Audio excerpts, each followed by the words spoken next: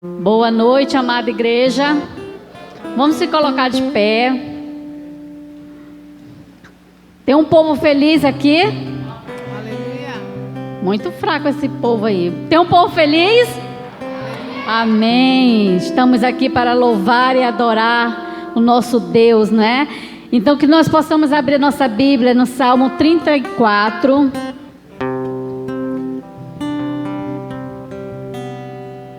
Salmo 34, versículo 18.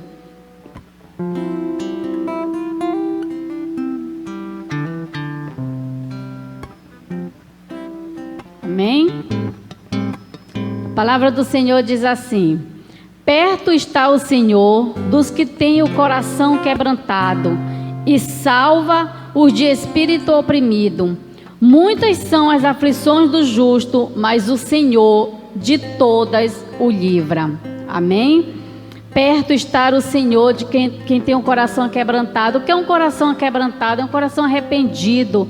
É um coração, né? Aquele coração que a Bíblia diz, um coração segundo o coração de Deus, né? Aquele coração que tem prazer em estar na casa do Senhor, que tem prazer em buscar a presença de Deus, que tem prazer em dizer, em pedir perdão, né? Pelos seus erros, pelas suas falhas. Esse é um coração quebrantado. Muitas vezes a gente erra, a gente peca, mas a gente se enche de orgulho, né? E muitas vezes não quer admitir o nosso erro. Quando nós não admitimos as nossas falhas, quando nós não admitimos que nós erramos, o nosso coração não é um coração quebrantado. Então que nós possamos nos aquebrantar na presença do Senhor hoje. Que nós possamos pedir perdão a tudo aquilo que nós somos falhos. Todo tempo nós erramos, todo tempo nós falhamos, mas que nós possamos hoje, né, nos apresentar ao Senhor com o coração arrependido. Porque lá no versículo 19 ele diz: muitas são as aflições do justo, mas o Senhor de todas o livra. Que o Senhor possa estar nos abençoando nesta noite, nos livrando de tantas coisas. Quantos livramentos o Senhor não nos deu hoje, coisas que talvez a gente nem percebesse que fosse acontecer, mas o Senhor nos livrou. Por quê? Porque a misericórdia dele se renova sobre as nossas vidas todos os dias. Se estamos aqui hoje, é porque a misericórdia dele se renovou sobre a minha e sobre a sua vida. Amém? Vamos fechar os nossos olhos, vamos orar ao Senhor.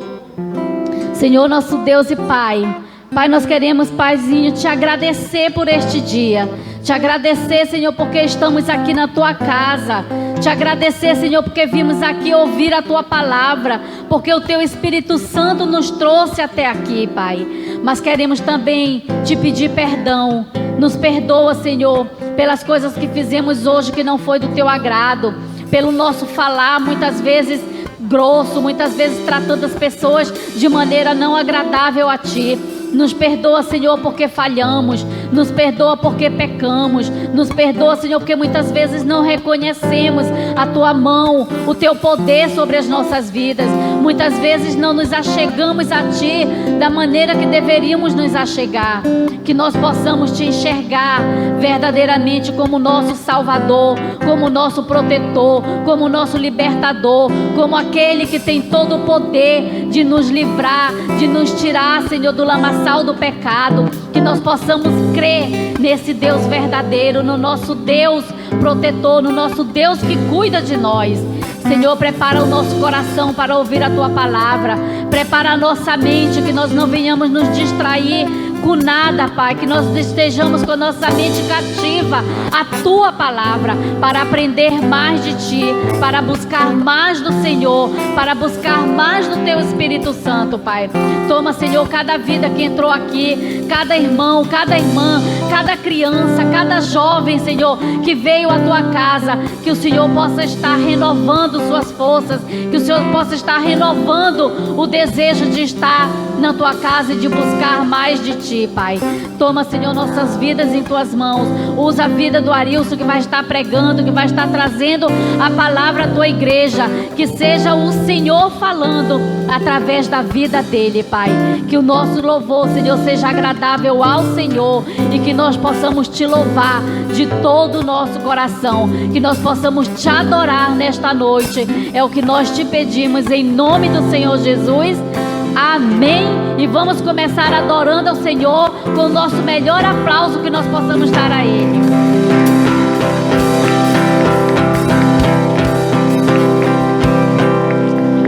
Aleluia, querido. Continue com seus olhos fechados. Entre nesse ambiente de adoração, querido. Aleluia, querido. Você veio aqui para adorar, exaltar e engrandecer o nome do Senhor. Não foi para adorar homens, imagens, não. Mas para adorar o único Deus que é tremendo, que é maravilhoso, que é poderoso. Só Ele pode fazer qualquer coisa, querido. Aleluia, você é livre para entrar na presença dEle.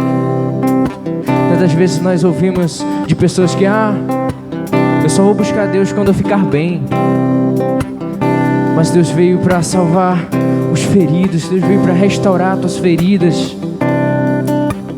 Além de pecador, você é perdoado, querido. Então você é livre para entrar na presença dEle, para pedir perdão, para exaltar. Amém, querido? Que você possa ter esse desejo no coração de buscar mais de Deus, de querer sua presença.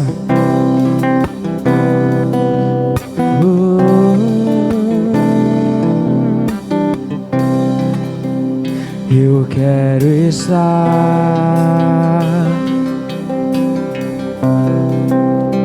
nesse lugar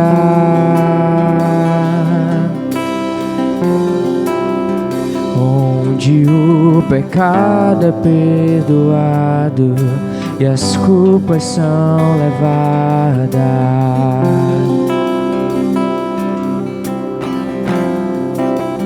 Eu quero estar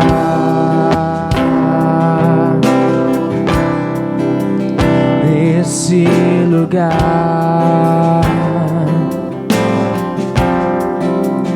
onde o amor não se esfrie e o fogo não se apague.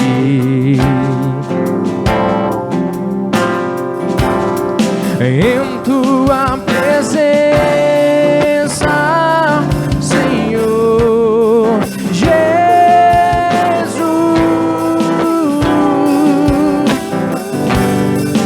em tua presença, Senhor Jesus, Santo Espírito, Santo Espírito, eu me rendo ao teu agir. Meu anseio é permanecer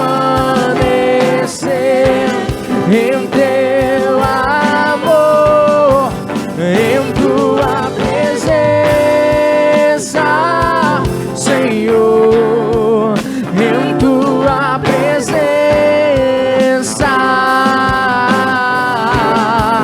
em tua presença, Senhor, em tua presença,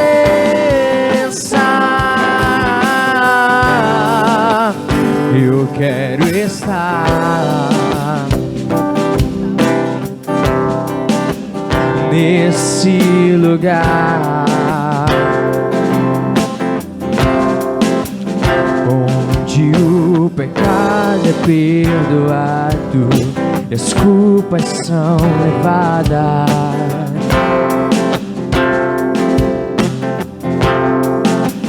Eu quero estar nesse lugar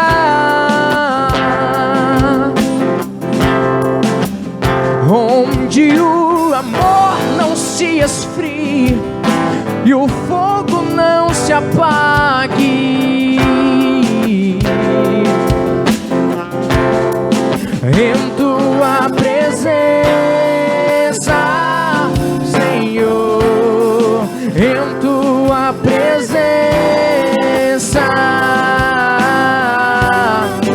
em tua presença, Senhor, em tua presença,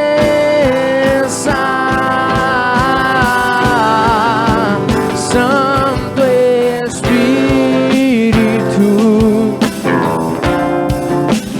eu me rendo ao teu agir. O meu anseio é permanecer em teu amor, em tua presença,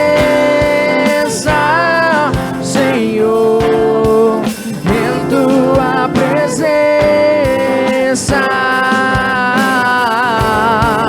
em tua presença, Senhor, em tua presença.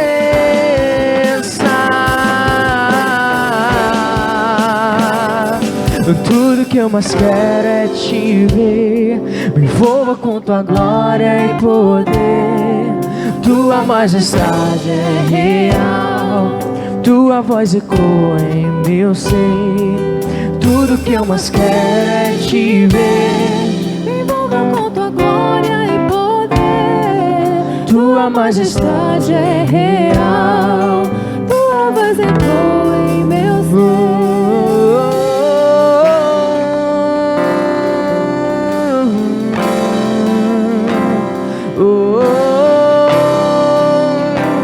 Nos rendemos ao teu amor, à tua presença, ó Pai. Muito obrigado, Pai.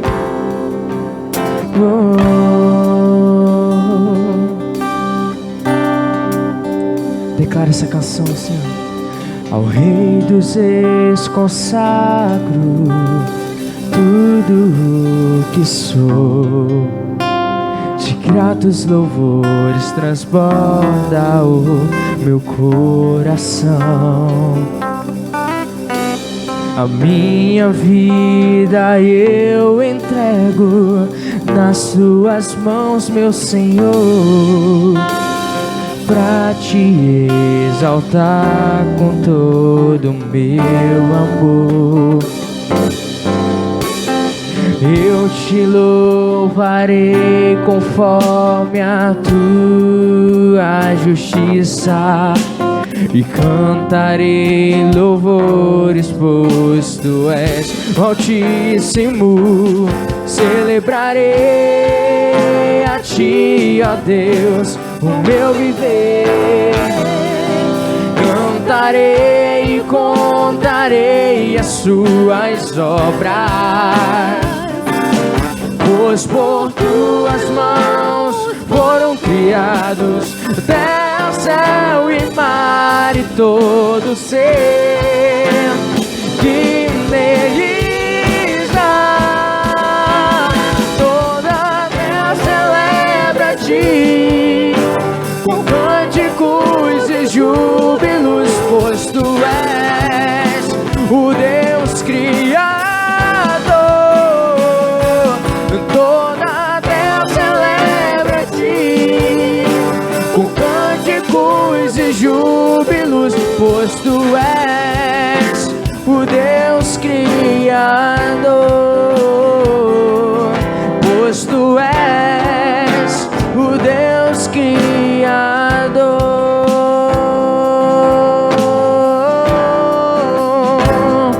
A honra, a glória, a força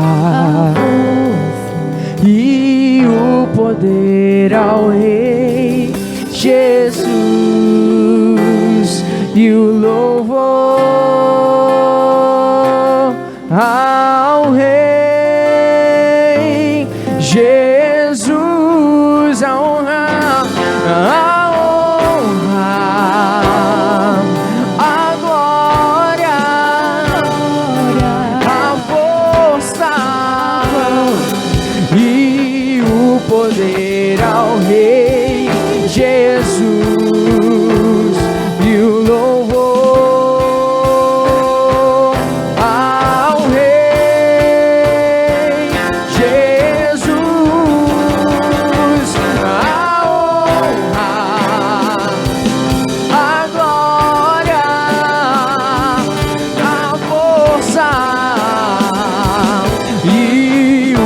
poder ao Rei Jesus e o louvor ao Rei Jesus. Celebrarei a Ti, ó Deus, do meu viver. Cantarei e contarei as Tuas obras, pois por Tuas mãos foram criados terra, céu e mar e todo ser que neles há. Toda a terra celebra a Ti com cânticos e júbilos, pois Tu és um Deus Criador, pois Tu és o Deus Criador.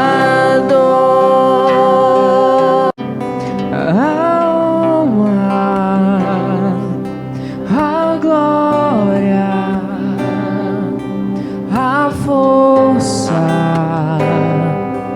e o poder ao Rei Jesus e o louvor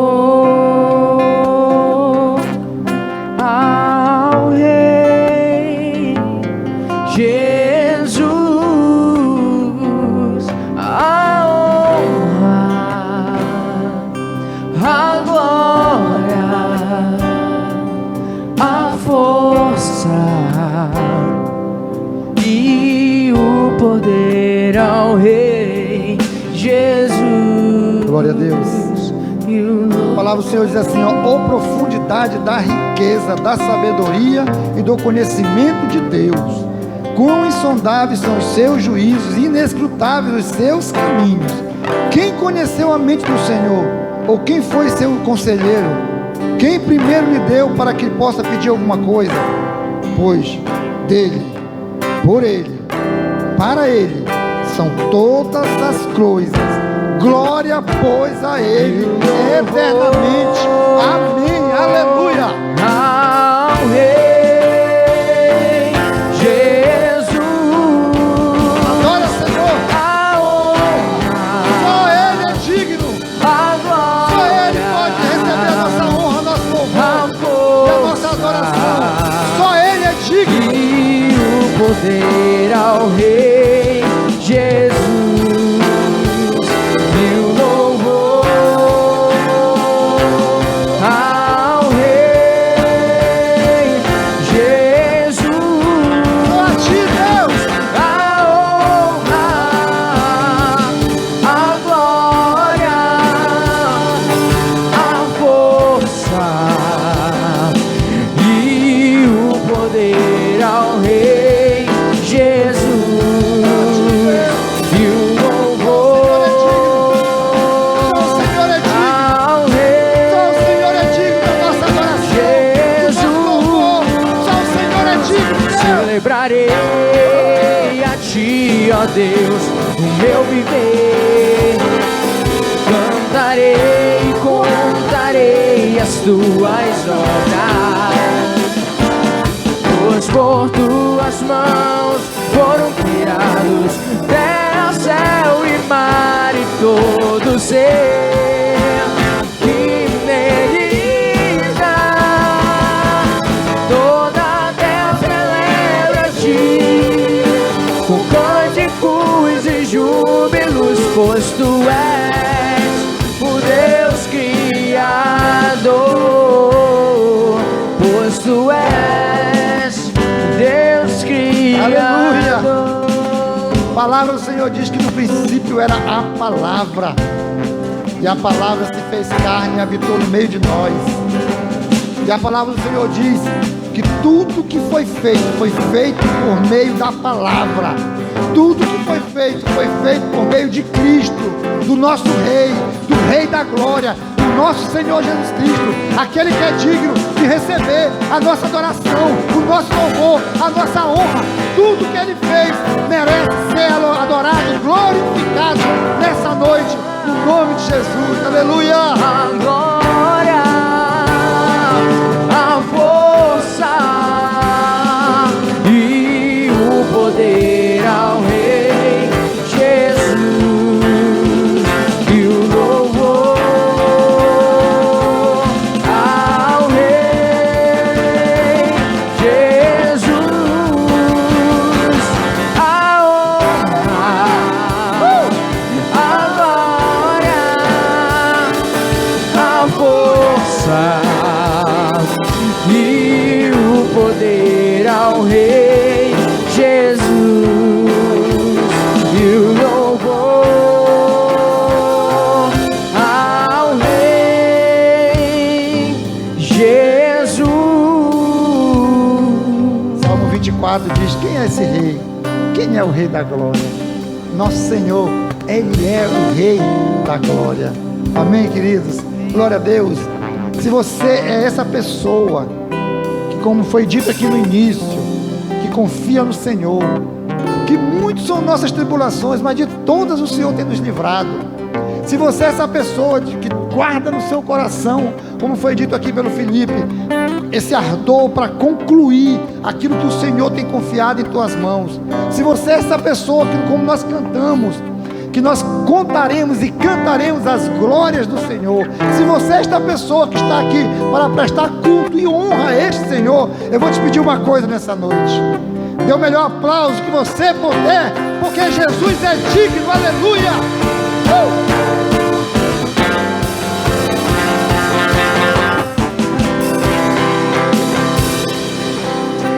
Glória a Deus. Agora as crianças vão sair bem devagarzinho, sem correr. Você vai olhar para a pessoa que está do teu lado, fazer um olhar bem espiritual agora, de profeta. Olhe para a pessoa do teu lado, um olhar de profeta. Diga assim: irmão, vamos sentar. Glória a Deus. Obrigado, meninos. São bênção de Deus. Bênção de Deus. Amém. Queridos, abra sua Bíblia no Evangelho de João e deixa ela aberta aí.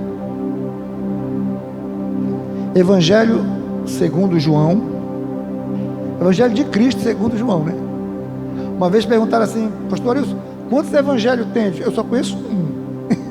Agora escrito por várias pessoas, eu só conheço um. Escrito no mínimo por 4, né? Existem outros evangelhos que não convém a gente falar, mas no canon bíblico existe um evangelho escrito por 4 pessoas, né? Por 4 perspectivas diferentes. Amém, queridos? Mas o evangelho é só um. O evangelho é só um. É uma história, mas se eu for contar, eu conto de um jeito. Se a Gorete for contar, conta de outro. Se o Fred for contar, conta de outro. Se o Aldair for contar, conta de outro. Entendeu? Mas aí a história é a mesma. Amém? Evangelho segundo João. Deixa aberto aí. E eu quero falar nessa noite sobre o poder da palavra. O poder da palavra. Sabe, queridos, todos nós que estamos aqui, em algum momento das nossas vidas, nós tivemos um encontro com esta palavra. E foi, como o Felipe falou aqui, falando sobre obra, o início de obra, e a Bíblia diz que aquele que começou a boa obra em vós é fiel para cumprir. Todos nós, em algum momento, nós tivemos contato, um encontro com a palavra, que diz lá em João capítulo 1, que no início era a palavra, e a palavra estava com Deus, e a palavra era Deus, ela se fez carne e habitou entre nós. Quem? Cristo. A Bíblia diz que Jesus estava com Deus lá no início, gerando todas as coisas através da palavra. Se você for ver lá em Gênesis, você vai dizer que a Bíblia diz, e Deus dizer, faça-se isso, era a palavra de Deus. A Bíblia, e Deus viu que era bom. Faça-se assim, faça-se dessa forma. A palavra. E a palavra, em determinado momento, ela se tornou carne e habitou no meio de nós. Nós acabamos de adorá-lo, cantar o nome dele aqui. A honra, a glória e o louvor ao nosso Rei, o nosso Rei Jesus. Amém. Então, quando você e eu temos um encontro com esta palavra, algo muda. Algo muda. De imediato, logo, algumas coisas são percebidas, algumas mudanças. Nosso linguajar muda, né? Eu me lembro quando nós fundamos o Maranata lá no bairro de casa, a gente passava e as vizinhanças tinham um linguajar abençoado, né? Chamava os meninos de filho disso, filho daquilo, né? Aí nós começamos a evangelizar lá, e quando a gente passava, as pessoas diziam: esse menino é muito abençoado. Ó, bênção, a bênção, já mudou o linguajar. Isso é uma bênção. Morrendo de vontade de arrancar a orelha da bênção, mas não dizia, só disse: isso é uma bênção. Ô menino abençoado. Já mudou, no mínimo, o linguajar. Sabe, queridos, mas nesse exato momento em que nós tivemos um encontro com o nosso Senhor, com Jesus Cristo, e com o Cristo da palavra, ou a palavra de Cristo, muita coisa começou a mudar. Muita coisa está mudando. Muitas coisas estão sendo transformadas. Aqui, queridos, eu falava isso com uma pessoa, até um tempo, já evangelizando uma pessoa, eu falava assim: olha, na igreja, é como se fosse um grande hospital. Todo mundo, de certa forma, todo mundo chega doente. De certa forma, não. Todo mundo chega doente. E nós vamos sendo tratados pela palavra. E nós vamos melhorando. E na medida que nós vamos melhorando, aqueles que estão melhorando vão ajudando a cuidar daqueles que estão chegando, né? Alguns estão mais na frente, outros estão um pouco mais atrás, mas todos estão sendo transformados pela palavra. Nós estamos caminhando. Certo é que nós estamos caminhando. Uns estão caminhando mais rápido, outros mais lento. Não importa, importa que caminhe. O que importa é que caminhe. Como é que eu sei, pastor Arilson, que eu louvo e eu adoro ao Senhor de verdade? Num momento como esse aqui, que a canção, ela não é simplesmente a adoração, né? A canção, ela é uma ferramenta, ela é um facilitador para a adoração. Como é que eu sei que eu estou adorando de verdade? Se eu estou crescendo. Se eu estou crescendo. Se eu estou crescendo é porque eu estou adorando de verdade. Então, cada um aqui está num processo, num período. Uns estão mais adiante, outros estão um pouco mais para trás. Mas importante é que todos estejamos caminhando. E você vai ver, queridos, no Evangelho de João, o quão poderosa é essa palavra. E por que o Evangelho de João, nós temos os 3 evangelhos sinóticos? Não cabe agora explicação sobre isso, mas é porque sinótico quer dizer que são semelhantes. Você já percebeu que Mateus, Marcos e Lucas são muito parecidos. Chama-se evangelhos sinóticos. Mas quando chega em João, o evangelho muda, a forma muda, o estilo muda, tudo muda. Por exemplo, o evangelho de João não tem parábolas. Por exemplo, a parábola do bom samaritano, lá de Lucas 10, a parábola da figueira, e muitas outras parábolas, a parábola da dracma perdida, a parábola o capítulo das parábolas perdidas, lá de Lucas 15, né? Que é o filho pródigo, que é a dracma perdida, a ovelha perdida. Eram 100 ovelhas, né? Já está aí o Fred para cantar. Quando você chega em João, não tem parábola. João, ele escolhe 7 milagres. São chamados de 7 sinais. Então, no Evangelho de João não tem parábolas. Existem 7 sinais. Esses 7 sinais juntos, somados, eles explicam e expõem a deidade, a santidade de Deus, de Cristo. E vem nos provar que Jesus Cristo é Deus. E assim como ele caminhou pelos sinais de João, provando e comprovando ao mundo da época que ele era Deus, ele vai nos provar que nós também podemos ser transformados por esse mesmo poder, caminhando pelo Evangelho de João. Você pode se identificar em algum momento. Certo é que você precisa de passar por todas essas etapas para, o que a Bíblia diz, chegar à estatura de homem, de varão perfeito, a estatura de pessoa perfeita. Isso, claro, nós só vamos alcançar no céu, na glória. Mas enquanto estivermos aqui, a Bíblia diz que a vereda do justo é como a luz da aurora, que vai crescendo, crescendo, até ser dia perfeito. O sol nasce de manhã cedo, ele vai subindo, subindo, subindo, até chegar ao meio-dia, a luz perfeita. Essa é a nossa caminhada. João capítulo 2, nós vamos para o primeiro sinal. Eu gostaria que você me acompanhasse, me emprestasse a tua mente e abrisse teu coração para Cristo. E se você vai se identificar com essas histórias que nós vamos contar, e veja se isso não está acontecendo com você. Se ainda não está acontecendo, ore e comece a buscar o Senhor para que isso comece a acontecer, para que você comece a crescer e amadurecer na presença do Senhor, para que a tua fé não seja fraca, que a tua fé não caia por qualquer coisa, por qualquer situação, por qualquer dificuldade, pelo primeiro tropeço, pela primeira provação. Não, que você tenha uma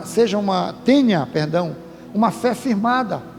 Aquilo que diz lá em Lucas capítulo 6, versículo 46, que aquele que ouve as palavras do Senhor e as pratica é como aquele que cavou, até encontrar o quê?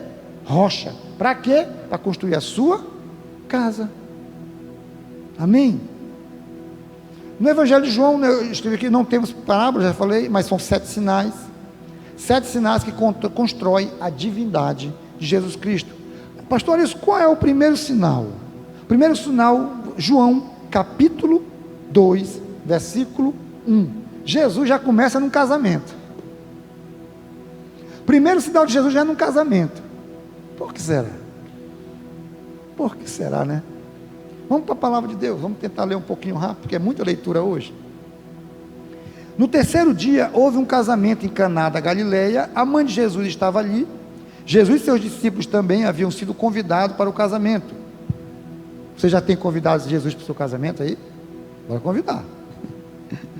Tendo acabado o vinho, a mãe de Jesus lhe disse: eles não têm mais vinho. Jesus respondeu: que temos nós em comum, mulher? A minha hora ainda não chegou. Sua mãe disse aos serviçais: façam tudo o que ele lhes mandar. Olha o mandamento de Maria aí. Ali perto havia 6 potes de pedra, do tipo usado pelos judeus para purificação cerimoniais.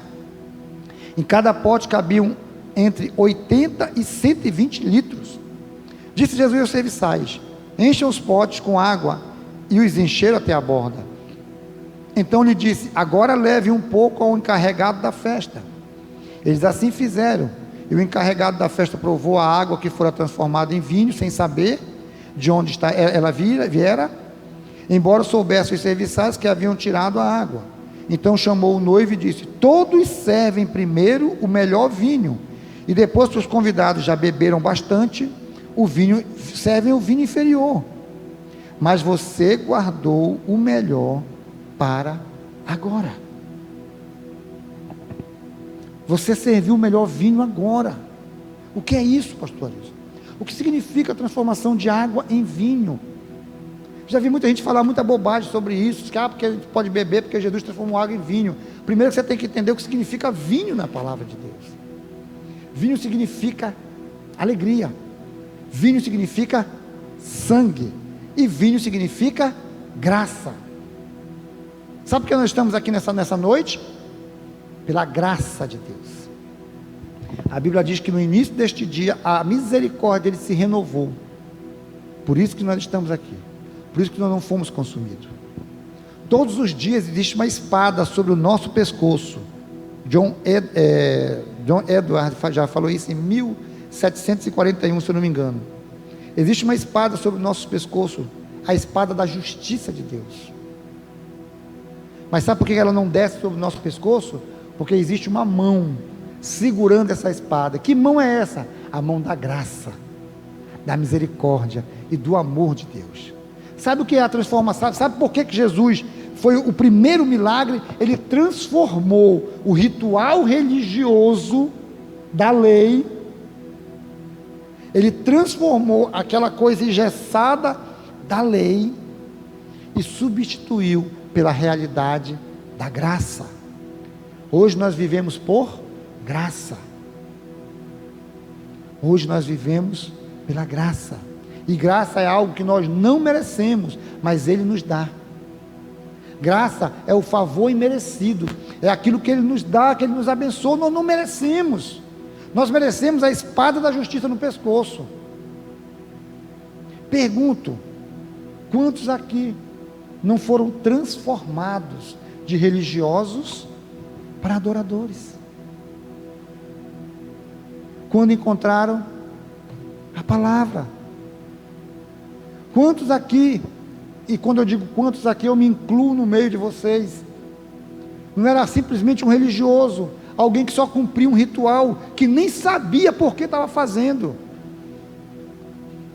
Há um tempo atrás, o pastor, tinha uma pessoa no escritório do pastor, e o pastor, muito religioso, e o pastor fez umas perguntas sobre a religião dele, e ele não sabia responder. Por que você faz isso? Eu não sei.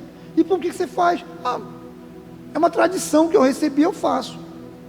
Aí o pastor sabe que eu estudei muito, e eu conheço um pouco de certas religiões, me chamou, e disse: olha, eu vou perguntar para um crente, e ele vai te responder da tua religião, que você não sabe. E perguntou para mim, eu expliquei para ele: olha, você faz isso por causa disso, por causa disso, por causa disso. Eu não sabia. E por que faz? Religião. Engessado. Religião. Aquilo que traz a pessoa cativa a um costume. Aquilo que 1 Pedro fala, né? Receber aquela vã doutrina que vocês receberam da família, dos familiares de vocês. Nós recebemos algo e nós fazemos, não sabemos nem porquê.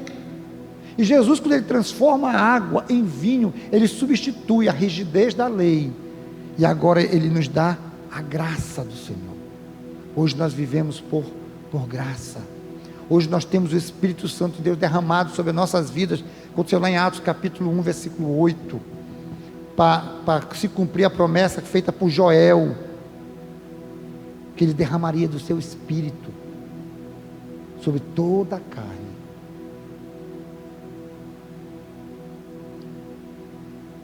Quando você vê no primeiro mandamento, eu falei para agora que a minha cabeça está para dar um nó, porque eu aprendi que é Antigo Testamento e Novo Testamento. Aí eu tive um professor de teologia que ele disse que é Bíblia hebraica e Novo Testamento. Agora eu tenho um outro professor que ele diz que é Primeiro Testamento e Segundo Testamento. Tem hora que eu confundo tudinho. Então se eu me confundir aqui, me perdoe. Se você vê como eram cumpridos, raramente você fala no Espírito Santo no Novo Testamento, no Antigo Testamento, no Primeiro Testamento.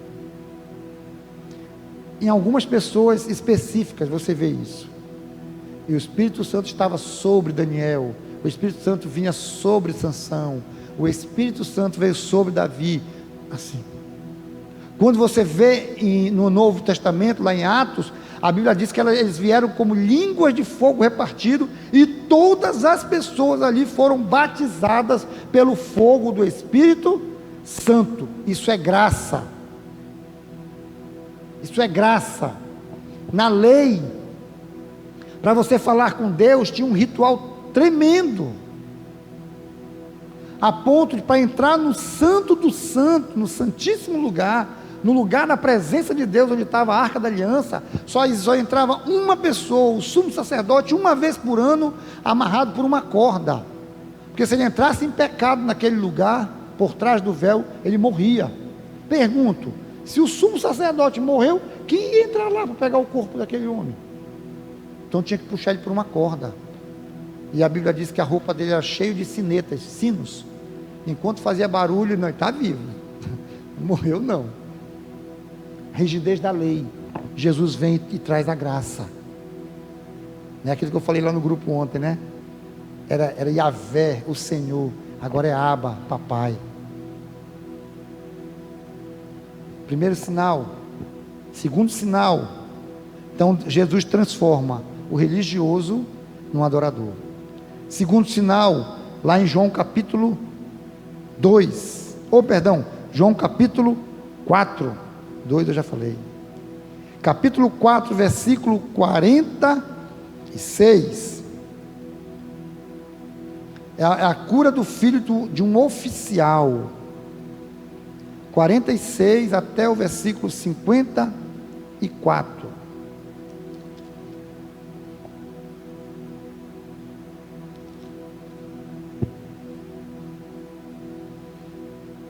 Amém?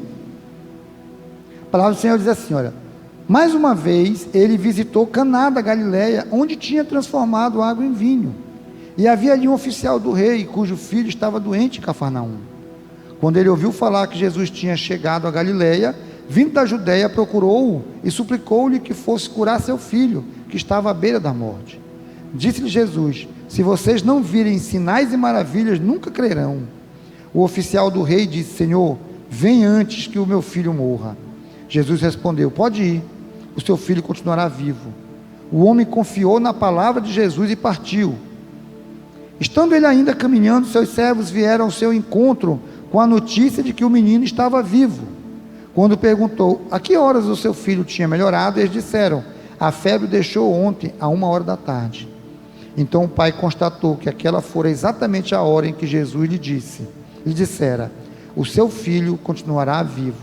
Assim creram ele e todos os da sua casa. Que sinal é esse, pastores? Por que Jesus deu uma palavra, deu uma ordem? O que foi lá? Por que Jesus não foi? Por que Jesus apenas deu uma palavra? E nessa palavra nós entendemos que agora, debaixo da graça, o Espírito Santo, que ainda não tinha sido derramado, mas já estávamos na graça, ele vai até aquele menino e o cura. E a Bíblia diz que todos daquela casa creram em Senhor Jesus. O que é isso? Que mudança é essa? Que restauração é essa? Jesus transforma o religioso em adorador, e ele pega esse adorador agora e restaura a sua vida espiritual. Agora você não é mais um ser carnal, agora você é um ser espiritual. Aqui no grupo de conexão ontem foi falado, nós não somos seres humanos vivendo experiências espirituais, nós somos seres espirituais vivendo experiências humanas. Nós não somos dessa terra. Não se sinta confortável com este mundo, porque você não pertence a este mundo. Aí Jesus vem e restaura agora. Veja bem, você era um religioso, agora você vive na graça, você adora o Senhor. Você tinha vergonha de dizer até o nome de Jesus, agora você dá glórias a Deus no meio da rua. Mas agora Ele te pegou e transformou o teu interior. Você é um ser espiritual, você não é carnal. Aquilo que diz lá em Gálatas, que é o espírito milita contra a carne contra o espírito. Quem vai ganhar? Quem está mais forte. E como é que eu me fortaleço espiritualmente? Com a palavra, com oração, com jejum, com congregar. A Bíblia diz que a fé vem pelo ouvir, e ouvir o quê? A palavra. É a palavra que a fé vai gerar em nossos corações através de ouvir a palavra. Então quando Jesus salva aquele menino, e a Bíblia diz que todos da sua casa creem em Senhor Jesus, Jesus vem e restaura a vida espiritual daquela pessoa, daquela família. E da mesma forma nós, quando nós nos encontramos com o Senhor Jesus, nós tivemos a nossa vida transformada. O nosso íntimo, nosso interior foi transformado. Aquilo que a Bíblia diz, que aquele que crê em mim, do seu interior fluirão rios de águas vivas. Onde é que você está? Você ainda está no primeiro? Você já está no segundo sinal? Opa, não, pastor, eu era um religioso, agora não sou mais não. Não, agora eu sou um homem espiritual. Glória a Deus. Glória a Deus. Eu vi alguém postou alguma coisa hoje, eu vi assim uma frase bonita, eu achei bonita, que a pessoa disse assim: Satanás, ele te dá, eu não me lembro o que é, mas é tipo assim, vamos supor que seja um prato. Ele te dá o prato, mas ele não te obriga a comer. Sabe o que vai fazer você resistir e não comer o que Satanás te oferece? Se você é um ser espiritual, se você está cheio do Espírito Santo de Deus, que a Bíblia diz que não virá a tentação sobre nossas vidas que nós não possamos resistir. Então nós caímos, Satanás ele até nos oferece. Lembra que eu falei aqui, eu preguei aqui sobre as tentações de Satanás sobre Jesus lá no deserto? Se tu és filho de Deus, transforma essas pedras em pão. Jesus estava com fome, mas não comeu. Mas nem só de pão viverá o homem, mas toda palavra que procede da boca de Deus. Jesus transforma o homem carnal num homem espiritual. Vamos para o terceiro sinal, vai se colocando aí. João, capítulo 5. Nós vamos só andar para frente. Não se preocupe, está bem facinho de mexer na Bíblia hoje. João capítulo 5, versículo 1. Uma das histórias que eu pessoalmente amo. Eu acho que vocês até já perceberam, porque eu falo muito desse cara. Eu gosto dessa história. Eu acho que alguém já percebeu, porque eu falo muito dessa história. João capítulo 5, versículo 1. É a história daquele paralítico que estava paralítico há 38 anos, à beira do tanque de Betesda. Que o anjo vinha, agitava as águas. Já expliquei isso para vocês, que era uma tradição. Vamos lá. Cura do paralítico. João capítulo 5, versículo 1. Algum tempo depois, Jesus subiu a Jerusalém para uma festa dos judeus. Há em Jerusalém, perto da porta das ovelhas, um tanque, que em aramaico é chamado Betesda, tendo 5 entradas em volta. Ali costumava ficar grande número de pessoas, doentes e inválidas, cegos, mancos e paralíticos. Eles esperavam o movimento nas águas. De vez em quando descia um anjo do Senhor e agitava as águas. O primeiro que entrasse no tanque, depois de agitadas as águas, era curado de qualquer doença que tivesse. Um dos que estavam ali era paralítico, fazia 38 anos. Quando o viu deitado e soube que ele vivia daquele estado durante todo esse tempo, Jesus perguntou: você quer ser curado? Disse o paralítico: Senhor, não tenho ninguém que me ajude a entrar no tanque, quando a água é agitada. Enquanto estou tentando entrar, outro chega antes de mim. Então Jesus lhe disse: levante-se, pegue a sua maca e ande. Imediatamente o homem ficou curado, pegou a maca e começou a andar. Isso aconteceu no sábado, e por essa razão os judeus disseram ao homem que havia sido curado: hoje é sábado, não lhe é permitido carregar a maca. Mas ele respondeu: o homem que me curou me disse: pegue a sua maca e ande. Então lhe perguntaram: quem é esse homem que lhe mandou pegar a sua maca e andar? O homem que fora curado não tinha ideia de quem ele era, pois Jesus havia desaparecido na multidão. Voltando rapidinho para o primeiro sinal, você lembra que eu disse que a transformação de água em vinho é a transformação da rigidez da lei pelo viver na graça? Vocês perceberam essa passagem? Os religiosos disseram: olha, você não pode carregar a tua maca, a tua cama, você não pode, porque hoje é sábado, e sábado ninguém pode trabalhar. A resposta daquele irmão em Cristo foi tremenda. Pessoal, eu não sei, é tipo assim, né? Quero saber não, eu não sei. Eu sei que o cara que me curou, o cara que eu me encontrei com ele, a palavra que cruzou o meu caminho, mandou eu fazer, irmão, então tchau, vou carregar esta maca, porque foi ele que mandou. Vocês perceberam a diferença entre a graça e a lei? E a religião? Olha a religião. Queriam matar Jesus. Se você continuar lendo, você vai ver que eles queriam matar Jesus, porque Jesus curava no sábado. Religiosidade. Jesus nunca foi um religioso. Jesus curava no sábado, irmão. Seus discípulos apanhavam espiga de milho e comiam no sábado. Mas o que é isso, pastores? O que significa isso para a minha vida nessa noite? Jesus, ele transforma a fraqueza em força. Jesus transforma a fraqueza em força. Sabe quem nós éramos sem Jesus? Nada. Uns fracassados, uns derrotados, uns perdidos, umas marionetes na mão de Satanás. Quem nós somos em Cristo hoje, pastor Arilson? Aquilo que a Bíblia diz: em Cristo Jesus eu sou mais do que vencedor. Não sou nem vencedor, sou muito mais do que vencedor. Jesus transforma, queridos, um homem coitado, um pobre coitado. Quando ele diz assim, Jesus diz: você quer ser curado? Ele diz: não dá, Senhor, porque não tenho ninguém por mim. Solidão daquele homem, o desprezo das pessoas por aquele homem doía mais do que a paralisia dele. Porque ele falou: não tem ninguém por mim, Senhor, não tem ninguém que me ajude, eu não tenho ninguém que esteja ao meu lado para me ajudar. Jesus: pega a tua maca, levanta e vai ser feliz, vai viver. Lá na frente você vai ver que Jesus encontra com ele e diz assim: vejo que você está curado, né? Certo, mas não peques mais, para que não te aconteça coisa pior. Jesus transforma, irmãos, o fraco no forte. Nele. Entenda que não somos nós. É graça. Vamos voltar lá. É graça. Graça é favor imerecido. Nós não merecemos, irmãos. É Ele. Por Ele e para Ele. Foi o que nós cantamos aqui. Glória, pois, a Ele eternamente. Quantos fracos não tinham aqui? Quantos depressivos? Quantas pessoas amargas? Minha irmã aceitou Jesus esses dias, para a glória de Deus. E ela foi para o culto das mulheres na terça-feira, foi falar sobre perdão.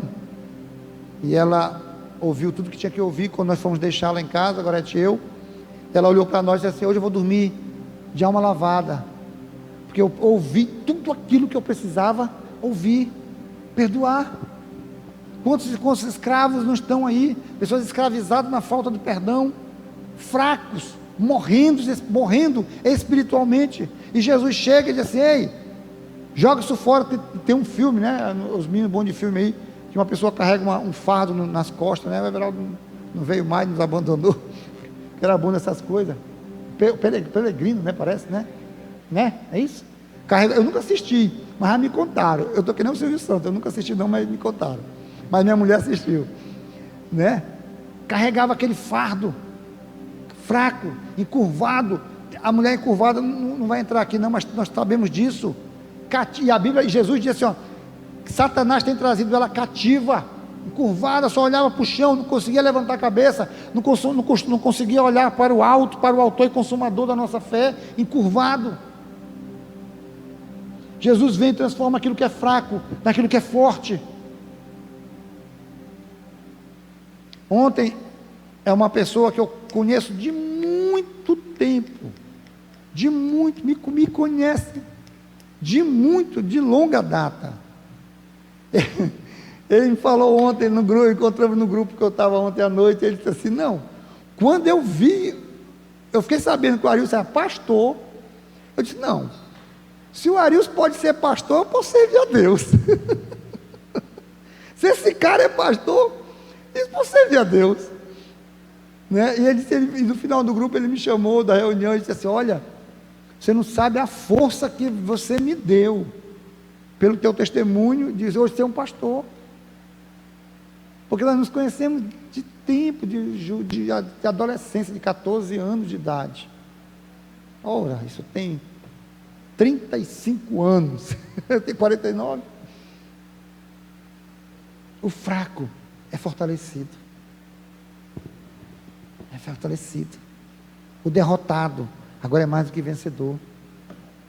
Aquele que clamava por compaixão agora salta e diz assim: olha, o cara que me curou mandou eu carregar, então, meu irmão, eu vou carregar esse negócio. Olha a diferença. Transforma a fraqueza, substitui a fraqueza pela força. Vai para João capítulo 6, versículo, vai se colocando aí, irmão. Capítulo 6, versículo de 1 ao 13. E aqui nós temos a primeira multiplicação dos pães.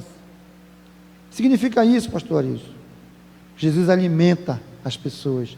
Jesus satisfaz a fome espiritual do ser humano. Nós não vamos ler tudo, porque é uma leitura muito longa, mas vamos tentar abreviar aqui.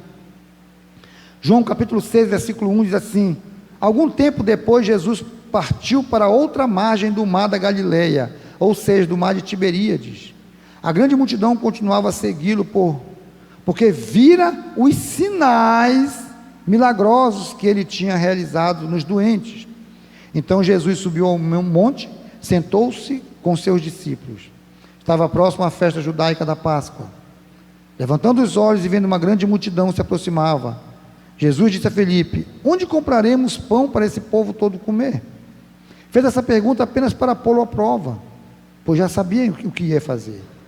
Felipe lhe respondeu: 200 denários não comprariam pão suficiente para que cada um recebesse um pedacinho. Outro discípulo, André, irmão de Simão Pedro, tomou a palavra: aqui tem um rapaz com 5 pães de cevada e 2 peixinhos, mas o que é isso para tanta gente? Disse Jesus: mande o povo assentar-se. Havia muita grama naquele lugar, e todos se assentaram. Eram cerca de 5.000 homens. Então Jesus tomou os pães, deu graças, e o repartiu entre os que estavam assentados, tanto quanto queriam, e fez o mesmo com os peixes. Depois de todos receberem o suficiente para comer, disse aos discípulos: ajunte os pedaços que sobraram, que nada seja desperdiçado. Então eles ajuntaram e encheram 12 cestos com os pedaços dos 5 pães descevados, deixados por aqueles que tinham comido.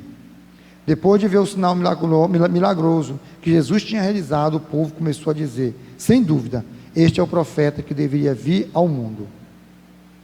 Jesus mata a fome, vamos falar dessa forma. Jesus sacia a fome espiritual. Alguém já disse que todo ser humano tem um buraco no coração do tamanho de Deus. Você deve saber disso. Quantas e quantas vezes já não procurou solução, né? Uma pessoa depressiva, irmãos, o que uma pessoa depressiva procura? Nem ela sabe. Nem ela sabe. Porque nada preenche, nada sacia essa fome, nada sacia esse desejo que as pessoas nem sabem o que é. É Deus que está faltando ali. Eu era muito depressivo, muito, irmão. Eu não dormia, eu já contei isso aqui. Eu tinha uma insônia terrível, eu não dormia, eu trabalhava o dia todo, passava a noite bolando na cama. E eu me lembro quando eu comprei minha primeira moto, comprei uma Bros, primeira moto que eu comprei uma Bros. Cheguei em casa com a Bros para mostrar para a Gorete, e todo alegre, eita, agora vai, né? Aí eu trabalhava perto de casa, não dava para ir andando, e eu fui, mostrei para ela, deixei a moto em casa e fui para o trabalho. Quando eu voltei, irmãos, aquela alegria da moto já tinha passado, a tristeza já tinha voltado, aquela moto não preencheu. E isso, queridos, tem muita gente buscando na bebida, nas drogas, na pornografia, em outros relacionamentos, e não estão conseguindo saciar esta fome. Por quê? Porque só Jesus pode fazer isso.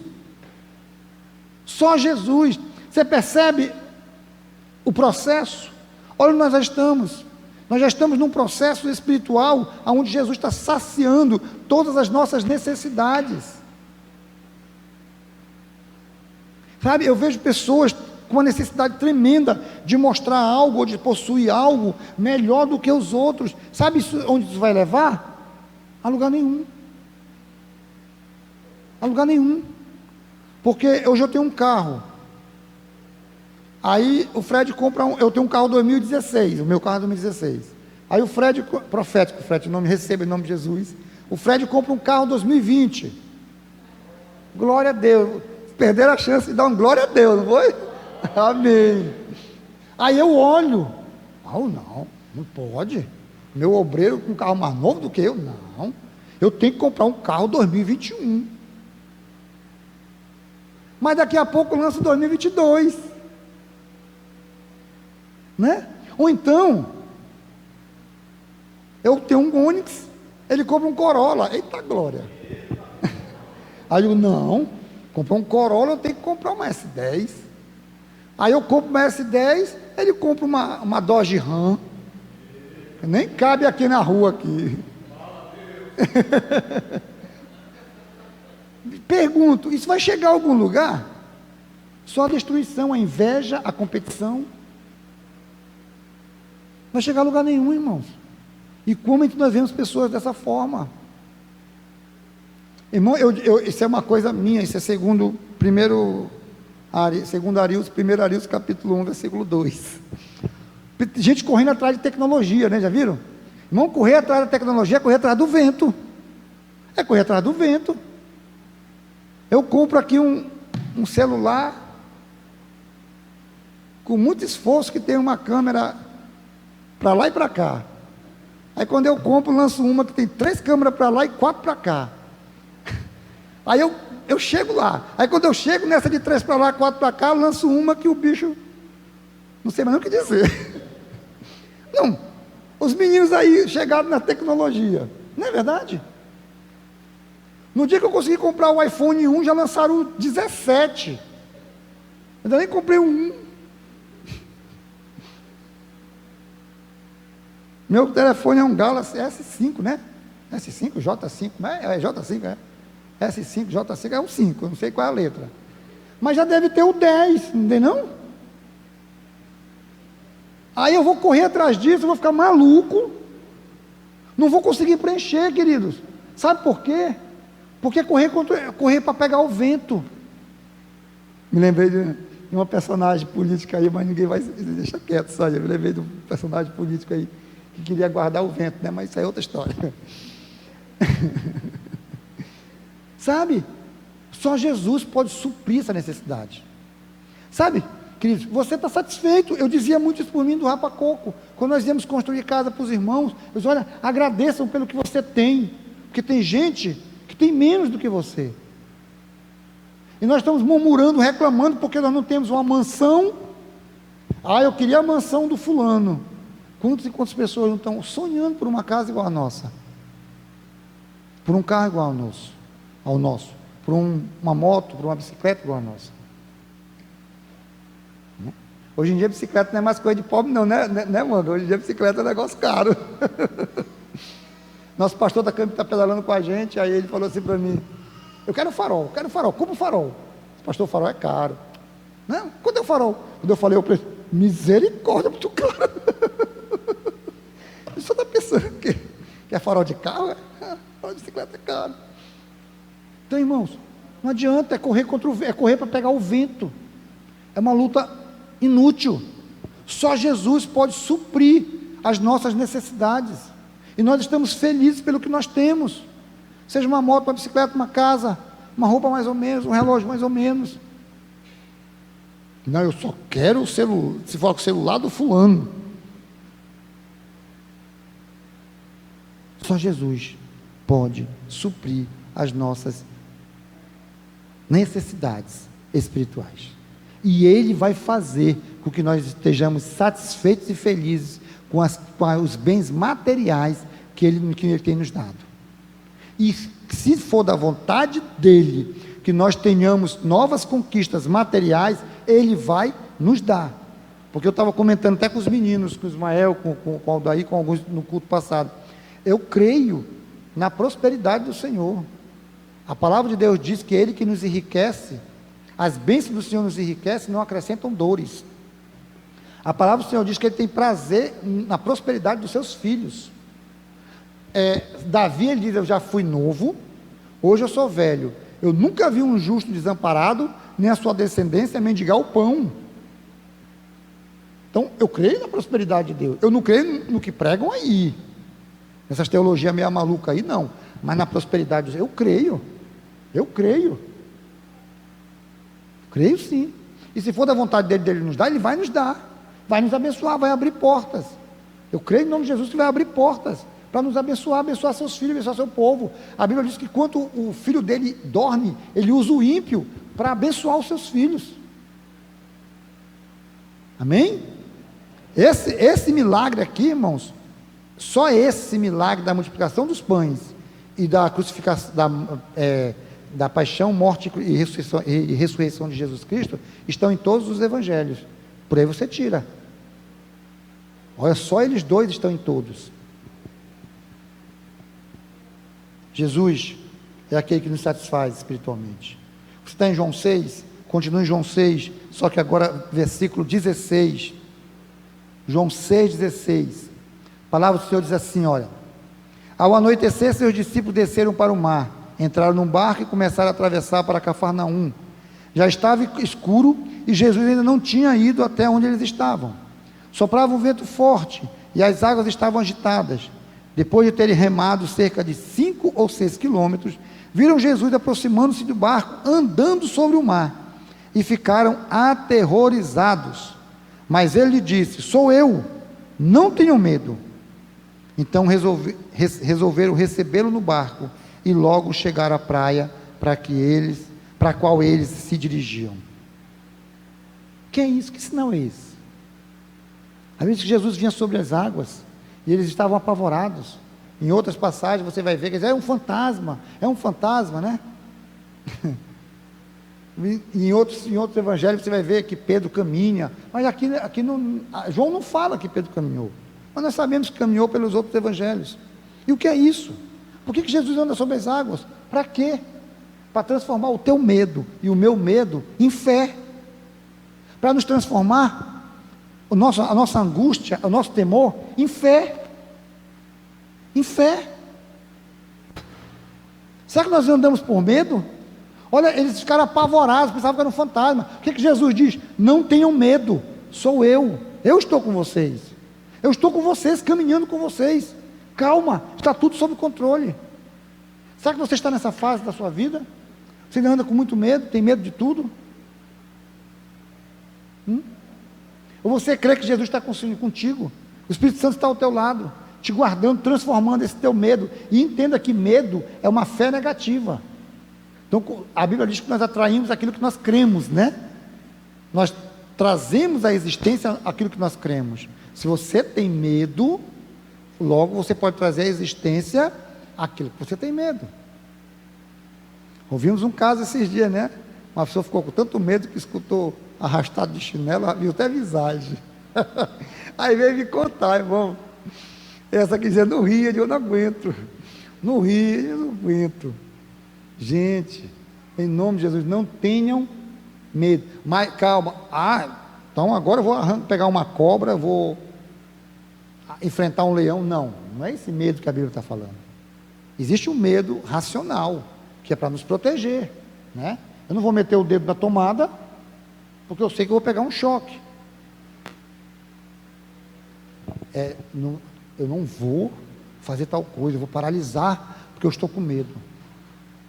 O Senhor é comigo, Deus é com você. Ele está aqui para transformar o teu medo em fé, porque a Bíblia diz, não tenham medo, tenham fé. Amém? Estamos caminhando para o finalzinho, estamos terminando. João capítulo 9, versículo 1, estamos terminando já. É a cura de um cego de nascença. Ao passar, Jesus viu um cego de nascença. Seus discípulos lhe perguntaram, mestre, quem pecou? Este homem ou seus pais, para que ele nascesse cego? Disse Jesus, nem ele, nem seus pais pecaram, mas isto aconteceu para que a obra de Deus se manifestasse na vida dele. Enquanto é dia, precisamos realizar a obra daquele que me enviou. A noite se aproxima quando ninguém pode trabalhar. Enquanto estou no mundo, sou a luz do mundo. Tendo dito isto, cuspiu no chão, misturou com terra e saliva e aplicou aos olhos do homem. Então lhe disse, vá lavar-se no tanque de Siloé, que significa enviado. O homem foi, lavou-se e voltou, vendo. E o que é isso?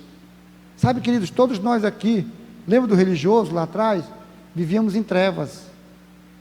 Lembra de Paulo, lá em Atos capítulo 9, na estrada de Damasco, quando encontrou Jesus, que a Bíblia diz que lhe caíram como as escamas dos seus olhos? Nós éramos cegos espiritualmente. Jesus veio e nos trouxe a luz. Nos trouxe a luz. Irmãos, eu antes de me converter, eu era romeiro. Você sabe o que é romeiro? Romeiro é quem faz romaria. Eu gostava de uma procissão. Gostava. Quando eu me converti sozinho, no início da minha caminhada, eu me deparei com Isaías 45, 20, sozinho. Eu li e entendi. E peraí, eu li, abri a Bíblia e li e entendi. Que a Bíblia diz, a parte A do versículo diz, vinde todos vós das nações e congregai-vos. Aí a parte B diz, nada sabem aqueles que carregam as suas imagens de escultura em procissão e rogam a um Deus que nada pode fazer.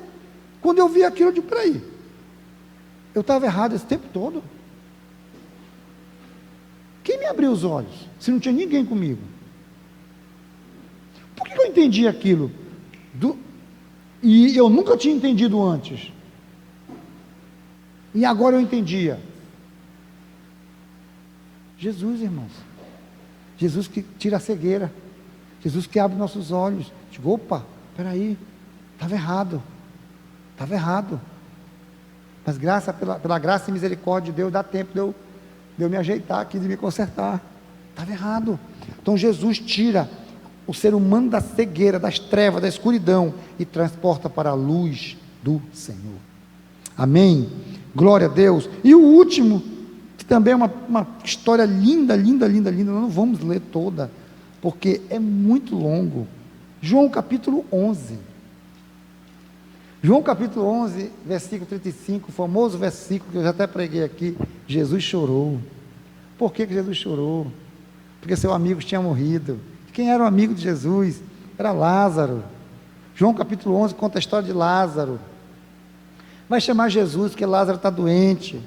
Aí o cara chegou e disse assim: Jesus, aquele a quem tu amas está quase morrendo. Eu vou introduzir a história para a gente não ler, para a gente ganhar tempo. Eles chegam até Jesus: Jesus, aquele a quem tu amas. Reparem, queridos, que eles não disseram assim, ó, aquele que te ama. Eles não são bobo, eles não são besta. Eles vão apelar para um amor falho do ser humano. Olha, Senhor, Lázaro, o teu amigo que te ama. Tá? Eles não disseram isso. Eles não apelaram para um amor falho do ser humano. Eles apelaram para o amor verdadeiro de Jesus. Aquele a quem tu amas está muito doente. Jesus amava tanto que assim, daqui a 4 dias eu vou lá. Deixa lá, vai morrer não. Todo mundo, eu acredito que todos conheçam a história. Jesus vai, Marta se derrama nos pés do Senhor. Se eu estivesse aqui, meu irmão não tinha morrido. Maria, você não sabe que eu sou a ressurreição e a vida? Aquele que crê em mim não morrerá, mas passará da morte para a vida. Vai no túmulo e diz: Lázaro, vem para fora, Lázaro. Fica imaginando Lázaro amarradinho, pulando, né? As pessoas dizem assim: Senhor, já cheira mal, porque tem 4 dias que morreu. Lázaro, vem para fora, Lázaro. Sabe o que é isso, irmãos? Sabe o que é isso? É o poder do Evangelho de nos trazer vida. Nós éramos mortos no pecado, nós éramos mortos na religião, nós éramos mortos, irmãos, lá fora, e agora nós temos vida, e aquilo que diz lá em João 10:10, e vida em abundância. Nós temos vida hoje, irmãos. É isso que é o poder da palavra. Esse é o poder da palavra. Quando você lê este livro, não é apenas uma leitura, irmãos. Você não está abrindo um livro para ler, para adquirir conhecimento apenas. Você está abrindo para lê-lo e adquirir vida, transformação de vida. É aquilo que diz lá em Efésios: aquele que mentia agora não mente mais, aquele que roubava agora não rouba mais, aquele que adulterava agora não adultera mais. Vida. Esse livro, esta palavra, ela nos traz vida. Sabe por que nós estamos aqui nessa noite? Porque nós tivemos um encontro com ela, e nós estamos, se não passamos por todos esses processos, mas nós estamos passando por esse processo, para que sejamos transformados,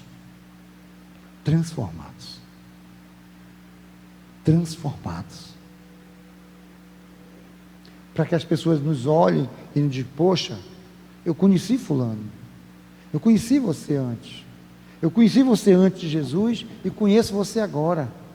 Se você conseguiu, eu também consigo. Como uma pessoa me disse ontem: olha, se ele é pastor, então eu consigo servir a Deus. Sabe? Não é mais uma religião não, porque essa água já foi transformada em vinho há muito tempo, desde lá de João capítulo 2. Esse defunto agora ressuscitou, fedia mal, 4 dias morto, estava ficando podre. Éramos nós, queridos, éramos nós. Nós não fomos chamados para mais uma religião, nós fomos chamados para Cristo, para o Cristo desta palavra. Amém? Glória a Deus.